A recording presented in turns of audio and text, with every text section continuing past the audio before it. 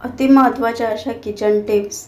मनुक्यामध्ये oxalate असते, त्यामुळे मनुके किडनी स्टोन असेल तर जास्त प्रमाणात खाऊ नये। दहीच्या आंबट पाण्याने उन्हाळ्यात हातापायाला मॉलिश केली की हातापायाला होणारी आग त्वरित थांबते। कांद्याचा रस गाळून घ्या आणि कान दुखत असेल तेव्हा 4 थेंब टाकले की कान दुखणं बंद होतं आणि आराम मिळतो।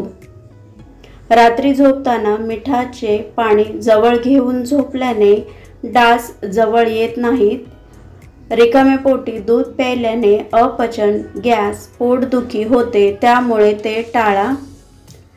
रोज तुळशीचं एक पान खाल्ल्याने लघवीच्या जागी होणारी जळजळ थांबते आणि आगही होत नाही। 1 ग्लास पाणी किंवा दुधामध्ये 1 चमचा सब्जा घालून प्या, याने अंगातील उष्णता कमी होईल आणि पोट थंड वाटेल। नॉनव्हेजपेक्षा जास्त प्रोटीन असणाऱ्या भाज्या मशरूम, ब्रोकोली, पालक, जवस, हिरवा वाटाणा आणि भोपळ्याच्या बिया।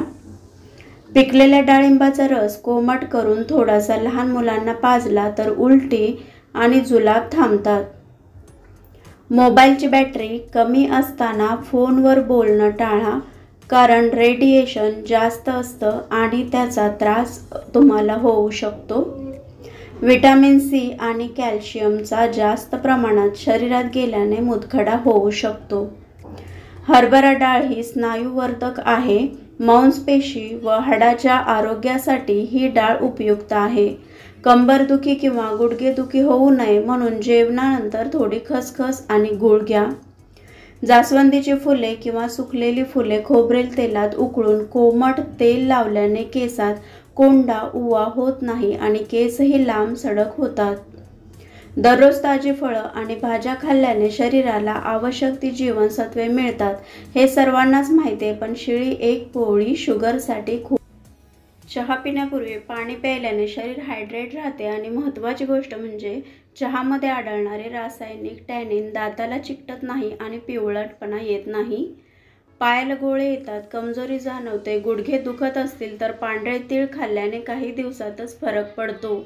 हात पायाला मुंग्या, स्मरणशक्ती कमी होते, काही आठवत नाही, नसांमध्ये पोषण पोचत नाही, मग उन्हाळ्यात दही खा, खूप फरक पडतो।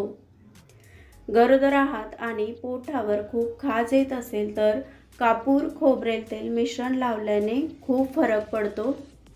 केस धुण्याच्या अर्धा तास आधी खोबरेल तेल प्लस एरेंटेल व्हिटॅमिन सी कॅप्सूल लावल्याने केस वाढतील आणि डॅन्ड्रफ, उवांचा त्रास होणार नाही।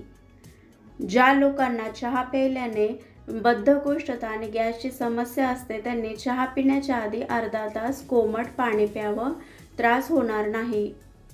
सकाळी उठल्या उठल्या काही खायच्या अगोदर तांब्या किंवा मातीच्या भांड्यातून पाणी पिले तर शरीर शुद्ध होते। चहा, कॉफी कमी प्रमाणात घेतलं तर शरीरातील आम्लता कमी होऊन ॲसिडिटी ही टाळता येते। दालचिनीचे पाणी प्यायल्याने अंगाची चरबी जळून जाते। तोंड खूप आले असेल तर लवकर जात नसेल तर मध आणि ज्येष्ठ मध लावून बघा, लवकरच आराम मिळतो। वजन वाढत नसेल तर सोयाबीन, उडीद डाळ, गूळ, खोबरं यांचं सेवन करावं, फरक पडतो। आरोग्याचा मंत्र म्हणजे औषध कधीही थंड पाण्याने घेऊ नका। संध्याकाळी 7च्या आधी जड जेवण करू नका। हलकं आणि जेवल्या जेवल्या लगेच लोळू नका। डोकं खूप दुखत असेल तर कढीपत्त्याची 2 पानं चघळून लगेच पाणी प्या, डोकंदुखी थांबते। पीठ भिजवताना गरम पाण्यात थोडं मीठ घालून पीठ भिजवा, म्हणजे पोळ्या मऊसूद होतील। थंड पाणी पिऊन झोपल्याने हार्ट अटॅक येण्याचा धोका वाढतो। उपाशी पोटी अंघोळ केल्याने म्हातारपण लवकर येत नाही। उवा खूप झाल्या डोक्यात तर मिठाच्या पाण्याने केस धुवा, लगेच उवा मरून पडतात, पुन्हा होतही नाहीत। झोपेत तुम्ही पण घोरता का? झोपायला घाबरता का? लोक जवळ, मग घोरणार कसं थांबवायचं तर ते सांगते। 1 ग्लास पाणी घ्या, त्यात 1 लवंग, तेजपत्ता, वेलची टाकून उकळून घ्या आणि झोपायच्या आधी अर्धा तास प्या, काही दिवसातच घोरणं बंद होईल।